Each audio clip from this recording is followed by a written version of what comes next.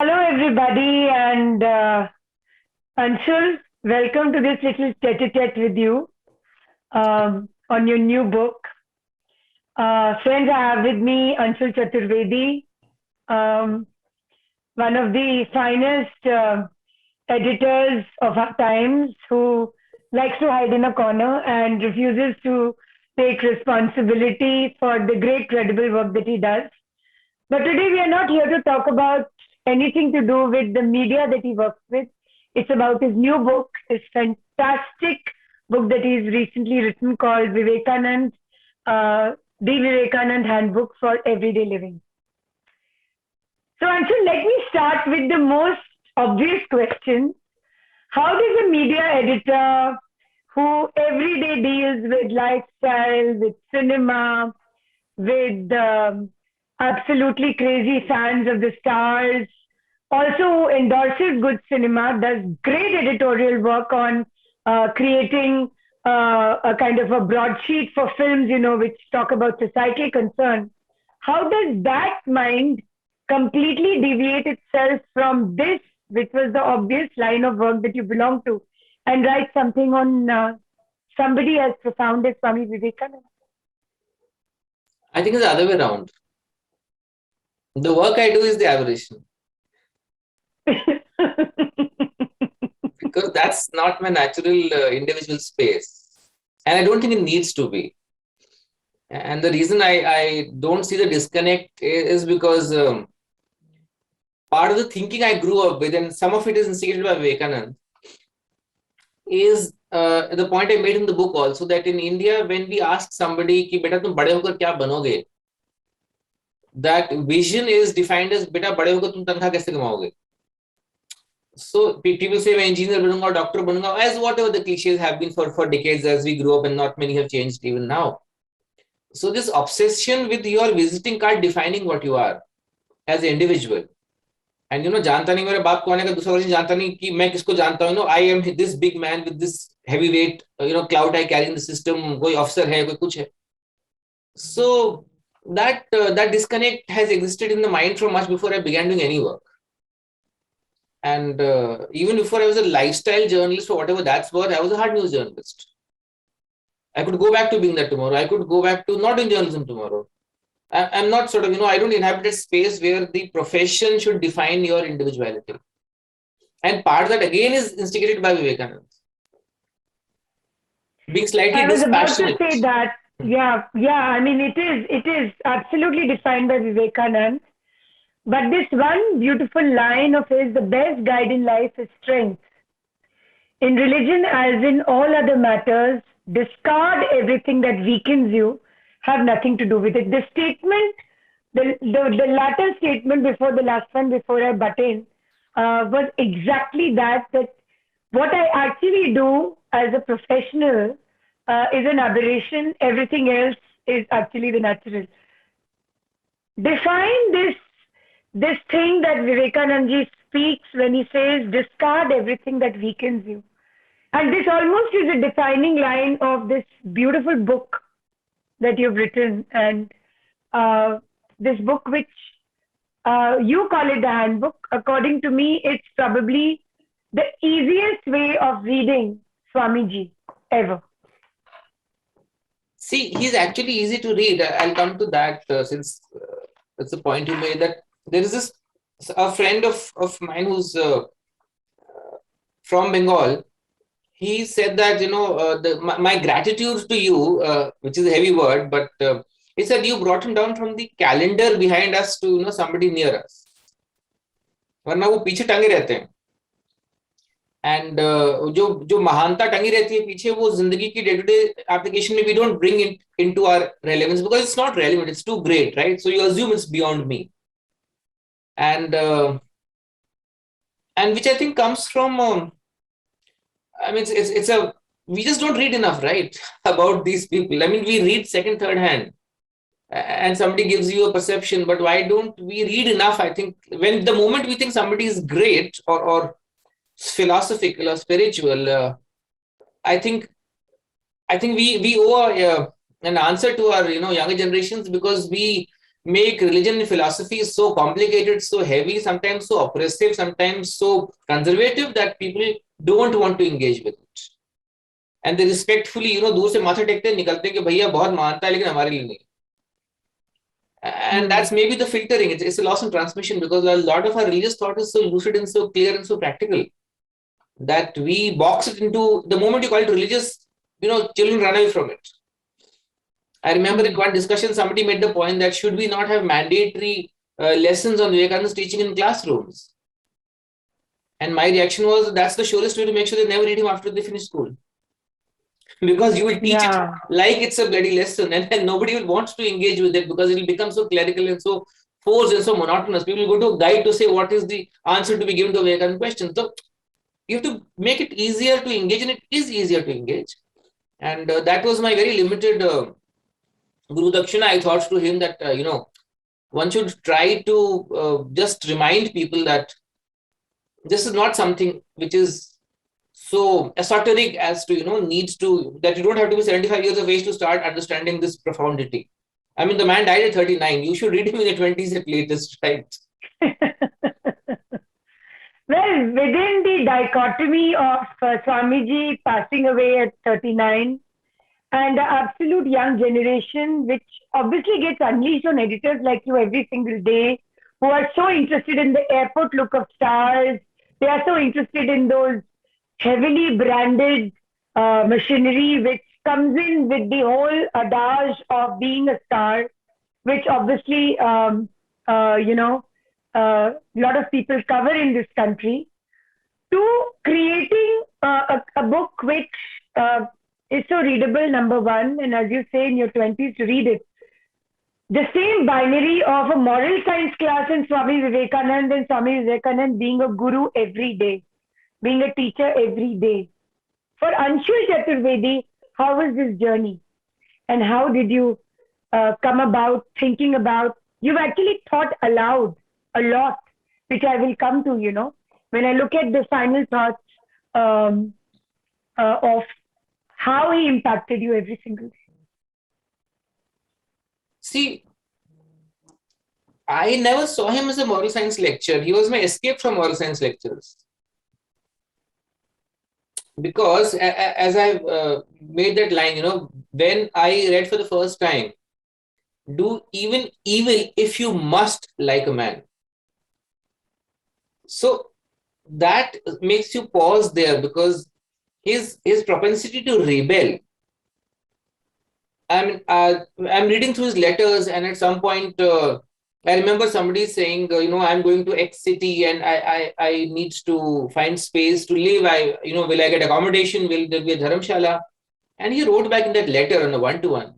He said, that location, don't worry about it. The priests will throw out the installed deities to make way for you if they pay them enough.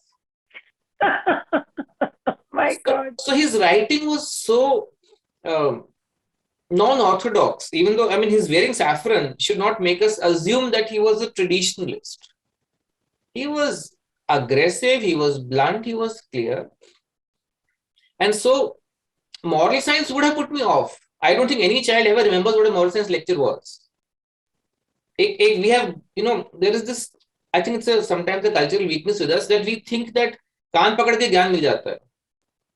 कि ऐसे ऐसे करो और बच्चे को सिखाओ और बच्चा सब absorb कर लेता है. It's the bizarrest thing. It's never worked, and yet we continue to sort of persist with it rather than intrigue the child.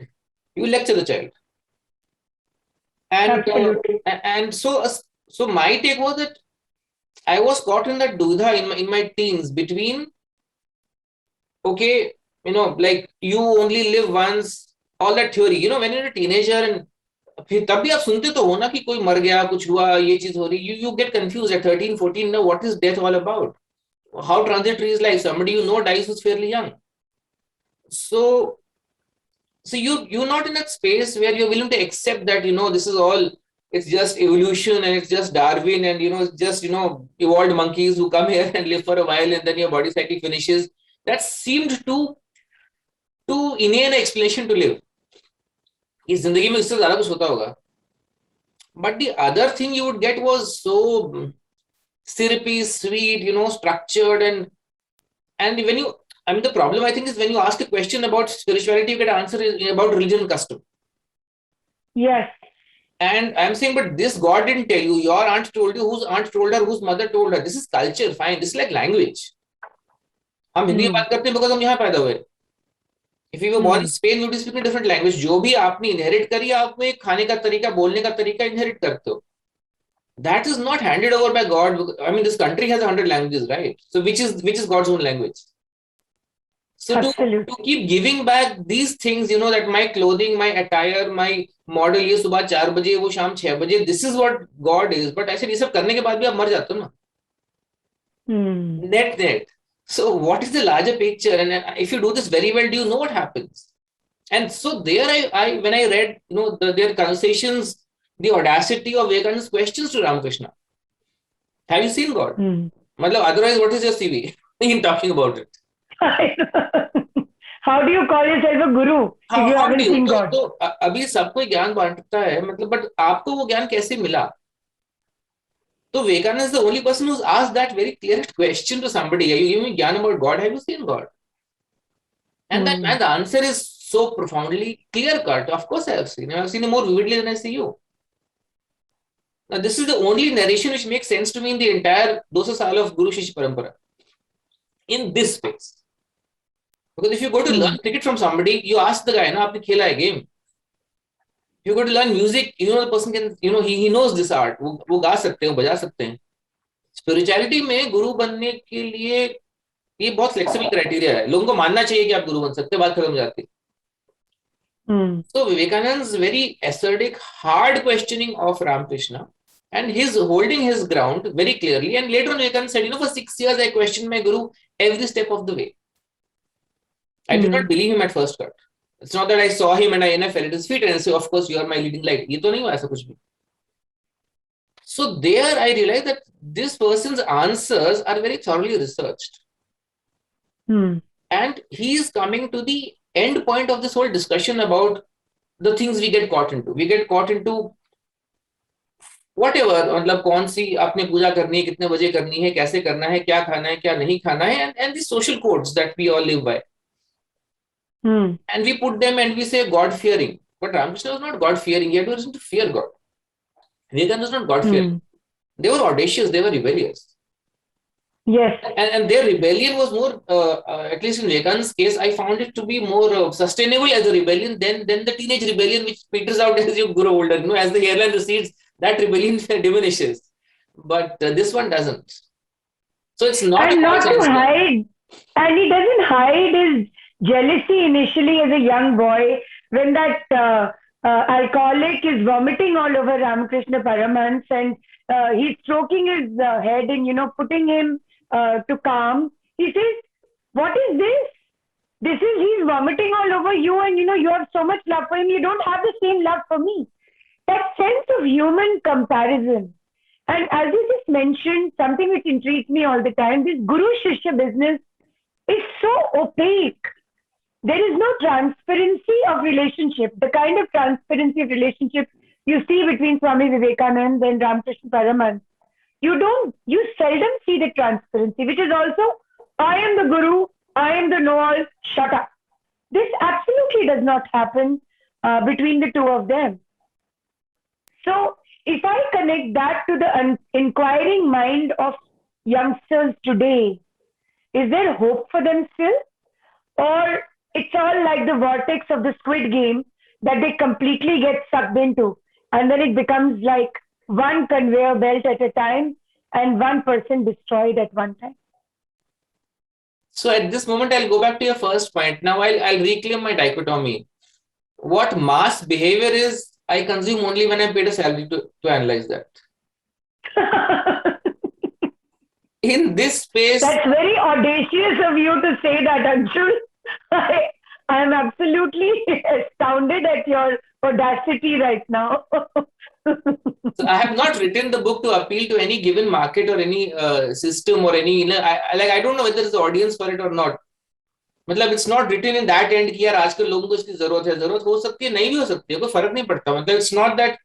Plus collective thought in terms of religion. Religion is the wrong word. spirituality is midway there, but you know what I'm saying. Yeah. The collective thought there, I think, is not a very strong thing, because collectively we tend to agree on the baser parts of religion, not on the final parts. And so frenzied collective groups of religion are really talking about nuanced things in any religion. Their tone is different. And therefore, if you say youth of today, I mean, youth of today as a line, I mean, when we were 20, maybe people thought youth of that day were, had no future. We may think it, maybe 30 years from now, the next generation thinks it about the next generation.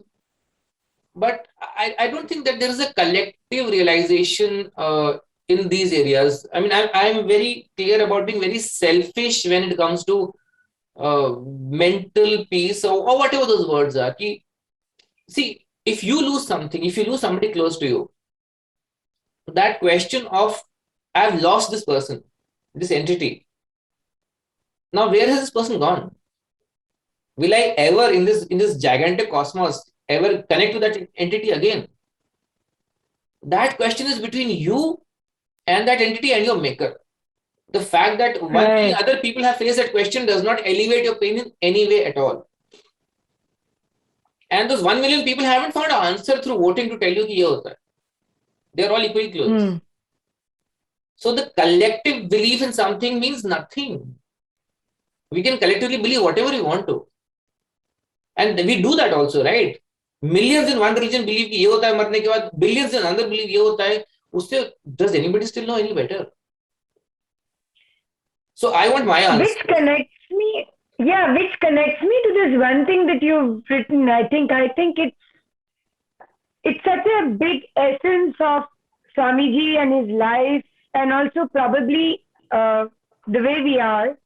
We are wired to hold on to something hard. But he thinks differently.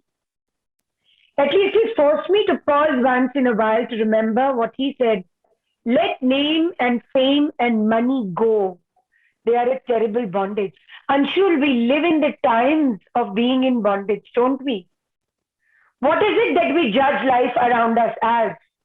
Who's got success defined by exactly the three things which you are calling bondage? Name, fame, and money. And also in times where it is certainly a very uncertain future. You and I are virtually talking. I'm sitting in Singapore in quarantine, and you're there in Delhi in your office.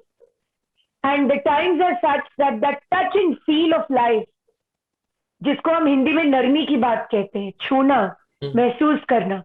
The whole idea of experiencing another human being around you has become distant.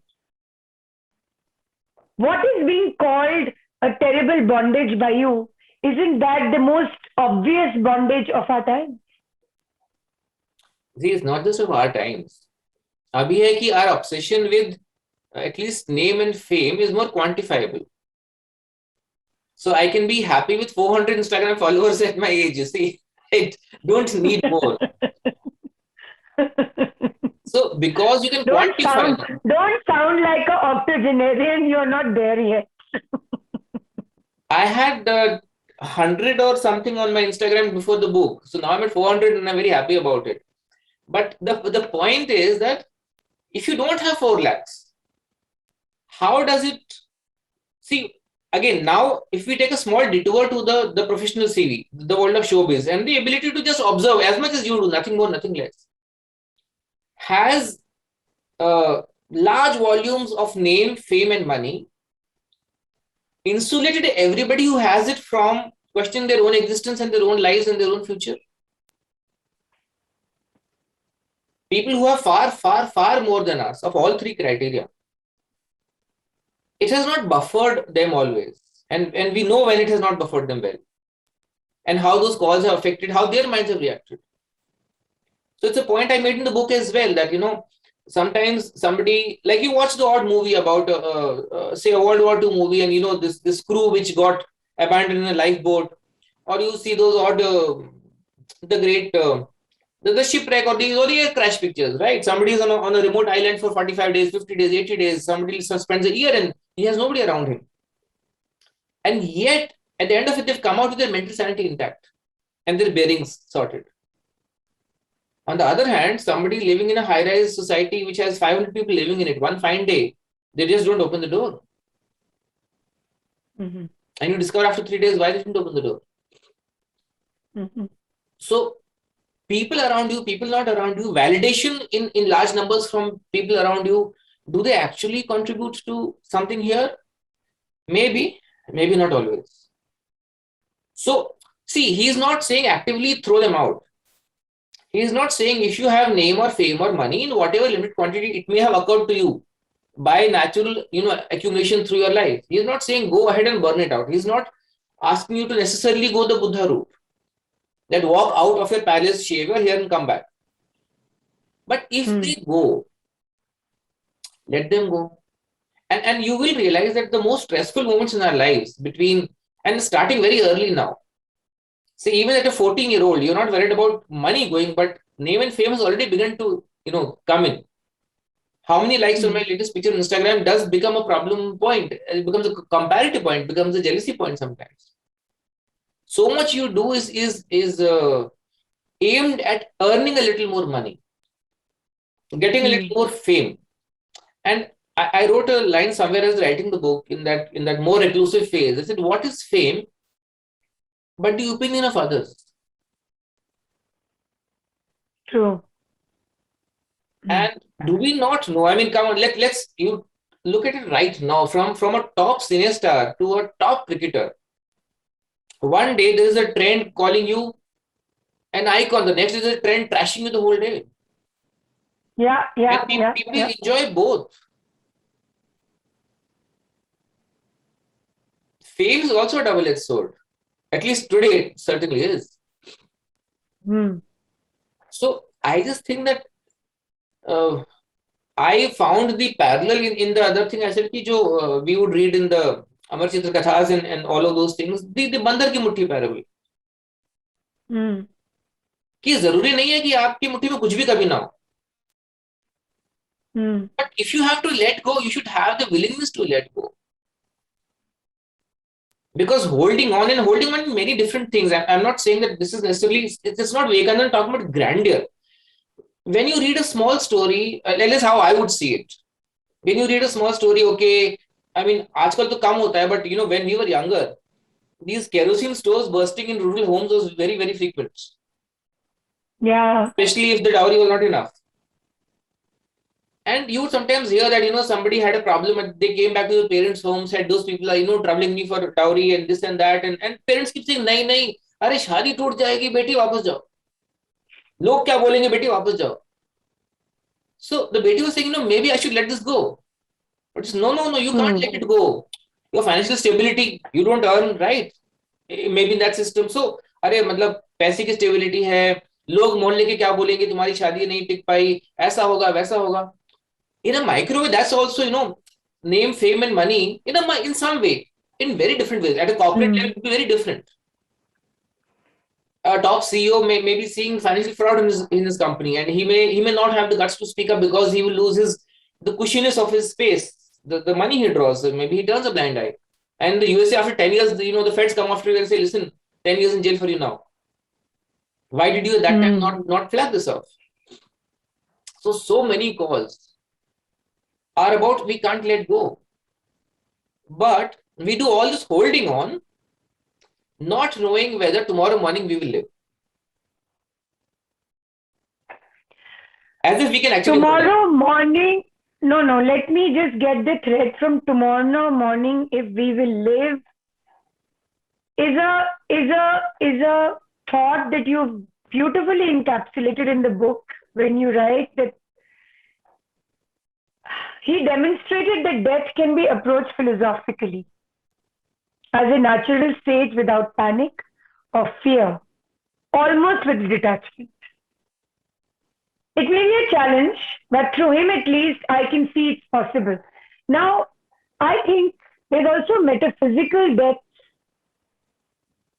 where we die each day and get reborn again. And obviously there is the physical being and the idea of destruction, annihilation, or dying naturally. And the third idea is the idea of is the death of an idea itself.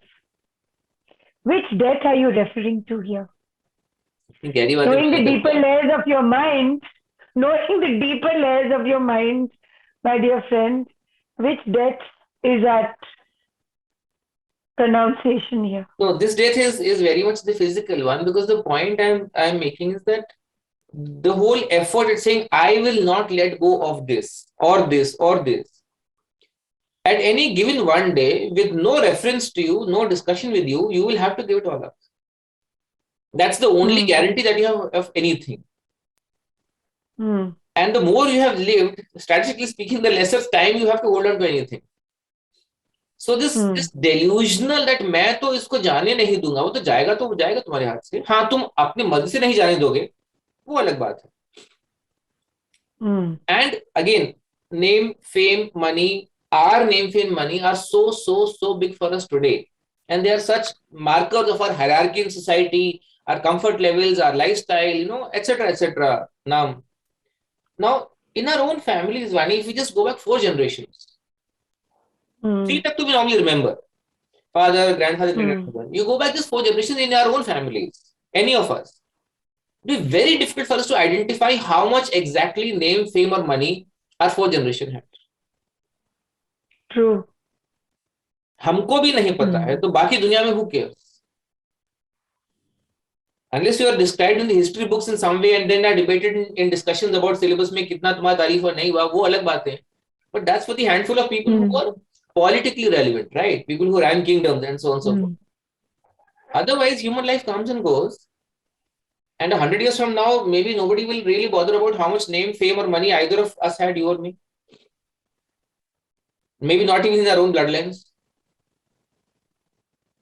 So it's just that background music is there, and we keep thinking scene बहुत खतरनाक है, but अब music बंद करके देखिए scene तो बहुत regular shooting हो रही है.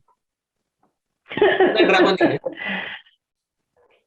So another reality, when I look at life today, at least for the past 2 years through the pandemic, I cannot not think of that, because one of the most beautiful things you've written in this book is that I learned that solitude is fine, that dependence on others should be minimal, and that doubt is not weakness but essential for growth.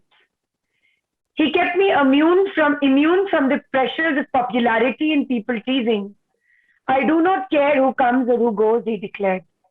Now, Anshul, in so many ways, this dystopian pandemic has also brought us to solitude, whether we like it or not. Our dependence on people from the outside, whether it was the immediate outside of the neighborhood and the marketplace, or the professions we belong to, or the immediate interdependence of societies, of cultures, of countries towards each other, came to a grinding halt. In the past 2 years, if I were to look at my own self and the absolute rubble that I was sitting in with a very unwell, bedridden mother, and away from my family and a little 3.5-year-old, somewhere I felt like going back to the source, going back to a source like Swami Vivekananda. And in the middle of the pandemic, out comes this book, where one of the defining moments or the defining chapters of what you have derived from Swamiji is, I learned that solitude is fine. You think solitude is fine in a generic way, or solitude is fine because it helps you to look within? And are we finally at a stage, even if due to a forced reality of a pandemic, where we've started to look within? Or maybe not. See, the pandemic is not introducing solitude to everybody. We are fundamentally solitary individuals. It has denied you the escape from solitude. Right. It has done nothing as such. But every single day you escape from solitude by engaging with 100 things. And then people used to, I mean, आपने भी किया होगा. So often people seek solitude at, in the hour before going to sleep, because that's their only me time. But that's as much as they can handle of solitude. If you give them 2 days solitary time, then the mind goes all over. I mean, it is obviously punishment in the prison, right, to put somebody into solitary confinement. That's seen as aggravated punishment. Yeah. And our own mind, I don't have answers to that still. So I'm not a guru to give you a point of view, but something which has, like in the last decade or so, the one moment which stayed in my mind in terms of, can you be, so I would do the odd thing when I was in my 20s. I remember it was a combination of fear of the occult. I think I don't know whether I referred to it in the book or not. But while coming back from the papers job, I used to do it to be about 2 a.m. As typically main papers would close, right? Newspapers finish after midnight. And I would take my bike in Jammu, and there was this point which had some drama about it. There's a cremation ground, and sometimes people would say कि यहाँ पर अगर गाड़ी खराब हो जाती है, ये होता है. Some how about some place, and they would say don't drive past that area at night. So I remember, and it was driven more by the this desire to be not afraid of this whole spiritual something in the air. तो बीच में एक दो बार डर लग रहा था यार क्या हो रहा है यहाँ पर, लोग ऐसा बोल रहे हैं. अच्छा लोग बोलते हैं it feeds you more. People aren't able to fill you with courage as easily as they can fill you with fear. Which is why solitude is also a better option sometimes. But I remember I took my bike there one day, like I did for 4-5 days in a row, just to get out of my head. I took my motorcycle, I turned that side, 2:30 a.m. I stopped the bike there in front of the Shamshan gate. And I just sat on the bike for half an hour. तब तो phone भी नहीं होते थे, mobile phones to play with. कि क्या होता है यहाँ पर? And that time one of the thoughts was कि यार इस गेट के थ्रू तो जाना ही पड़ेगा ना कभी ना कभी. मतलब या तो किसी के लिए जाओगे या खुद गेट कर जाओगे तो इस गेट के अंदर. तो यहाँ से डर के भागने का तो कोई मतलब नहीं है, ये तो लेकर आएगी आपको यहाँ तक, तो अभी भी देख लो जीते हुए. But I realized that staying at the gate of a cremation ground at 2:30 a.m. is very grand solitude. Fantastic. Obviously no company. But it was not a bad experience. Now the other extreme I remember is when I watched Gravity. And at the point where Clooney's character cuts himself off to save the other character, and he drifts. And at that moment, I thought, if this happened in reality, उस इंसान के दिमाग में क्या गुजरेगा? Till his oxygen runs out. He is literally one with the universe. But that is the loneliest you can get as a human being. And the other thought which came to me was कि now this person, he is out of the quandary कि cremate होगा कि burn होगा कि क्या जाए, कुछ नहीं होगा. कोई धार्मिक रस्म नहीं होगा, कोई priest नहीं आएगा किसी मजहब का, no matter what happens. So that sort of, can somebody be calm in that situation? Is it possible? I don't know. I get panicky in the lift, so I can't even talk about space and that darkness. But that's the reality, right? At that moment, how does it matter how many college friends Clooney has when he's drifting there? Can they support him mentally? They can't. Or I read so much about World War II. And when a tank burns, when a ship overturns, you are locked there. And maybe through that porthole, you can see outside people are escaping, but you are locked. Submarines, the most horrendous places to stay in when under fire. Absolutely. So there is so much of this, you are by yourself, you are cut off from everybody. Can you still retain your sanity? ये बीच में जाकर 4 दोस्त मिल गए, 4 रिश्तेदार मिल गए, 4 लोग आपको Instagram पर बता दिया आप इतने बड़े हीरो, इसके बीच में तो हर कोई ठीक रह लेता है. बट जब ये खिंच जाएगा तो क्या आप भी, मतलब, will it pull the rug from under your feet? Philosophically, mentally. What will you be left with? Exactly. What will you be left? So is to hold on to it lightly. So if it goes, then let it go. That's it. It's not saying throw it away. If it goes, let it go. So you and I can actually talk about this for hours and days and weeks and months, because that is the profundity of even attempting to try and understand Swamiji. But one of the things which you've finally written is, and which I think is for somebody like you, and again, I'm not trying to define you, but somebody who deals with, so much of razzmatazz every single day, and so much of those, in a very Kafkain way, those shimmering lights, shimmering city lights behind you. Hmm? To say that finally, after extensively trimming my ego, he served and continues to do so. Very good move. Right, I know. The reminder is right here, man. And that's exactly what I'm asking you. A key reminder in the man-God relationship is our vanity confusing us about who protects whom. We are passing through here for a few decades. The universe has been around for longer than we can count. Will we protect her or will she protect us? Don't take yourself so seriously so as to think the Almighty needs your protection. We are so busy protecting things around us all the time. And we don't even let go of a small jar of, something, which we hold on to so dearly, and so like a little child, in the candy shop with those, box of candies which are so endearing and so important. What is the finality of truth if you really want to understand Swami Vivekananda? I think there is a paradox to your question, because he doesn't give to anybody the status to give a finality. He says, "Khud dhundo." Or the thing you spoke about earlier, that has always amazed me, of defending faith and defending God. And so when I sort of see, let us say, the cosmos, the whole story of, okay, how the galaxies, etc., whatever. So in cosmos, if they draw a timeline of the Earth itself, just this one planet, or say, let's say, talking from the Big Bang, or what science tells us roughly.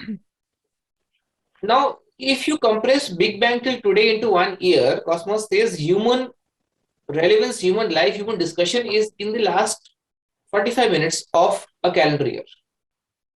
So from January 1st to December 30th, humans don't matter for this planet.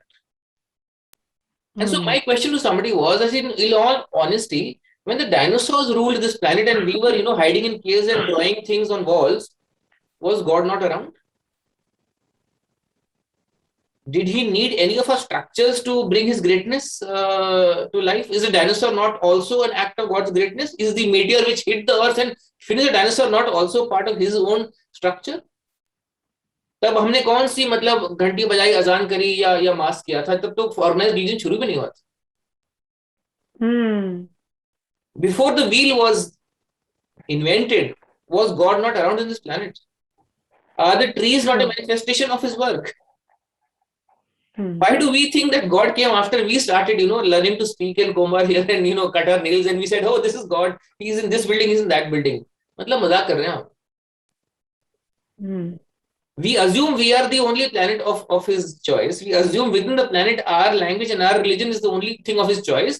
And of course, we will protect the God who from January 1st to December 30th was fine without our existence. I mean, the Buddha's birth apparently is less than a minute before midnight in that calendar. So that delusional sense of self-importance which we bring, हम एक दूसरे को बताते हैं कि देखो ये भगवान है, ये मेरा वर्जन है, मैं तुम्हें दे रहा हूं. But if you actually understand the concept of God, you have to be very delusional to think, and therefore I think Kheer Bhavani was such a brilliant lesson in educating somebody like Vivekananda, because the conceit of the morally upright is a very tricky space. वो कभी-कभी आप अमरचित कथा में पढ़ते थे ना कि इस बात पर बहुत गुस्सा हो गए ऋषि, तो कहता था भाई मैं सोचता इतना गुस्सा क्यों जल्दी जाते हैं. गीता में तो हर बार लिखा है कि काम क्रोध लोभ 3 चीज तो कंट्रोल करनी है, क्रोध को हमसे हटाना. हाँ, इतना गुस्सा श्राप दे दिया रौद्र रूप. वो जो टोनैलिटी है कि यार I am slightly superior to you morally और स्पिरिचुअली, एंड दैट वो आप चढ़ जाते हैं. which negates the whole point of it, right? So I think somewhere in this quest of being purer or correct or religious or philosophical, we make the mistake that we are therefore protecting faith. Faith does not need our, I mean, what are we? And the universe, what is this planet? Unless you assume that God's reign extends only to this planet in the solar system. Now, that's blasphemy, even in scientific terms.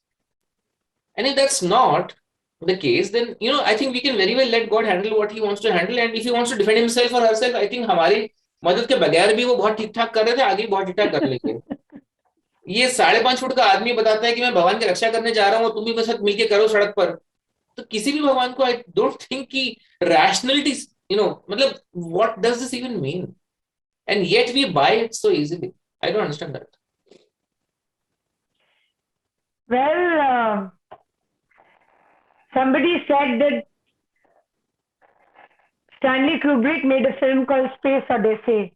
And it was made many moons ago, when the whole concept of understanding the universe and space and technology and outer space was such a nascent, idea.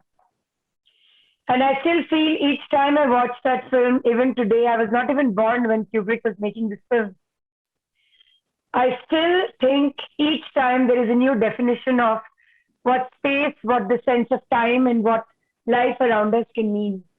Similarly, each time I will speak to you, I will get newer, more nuanced, and I think fresh narratives of what Swami Vivekananda can mean for us. I have a little inkling of what you're writing next, but I'm not going to do it as a giveaway today.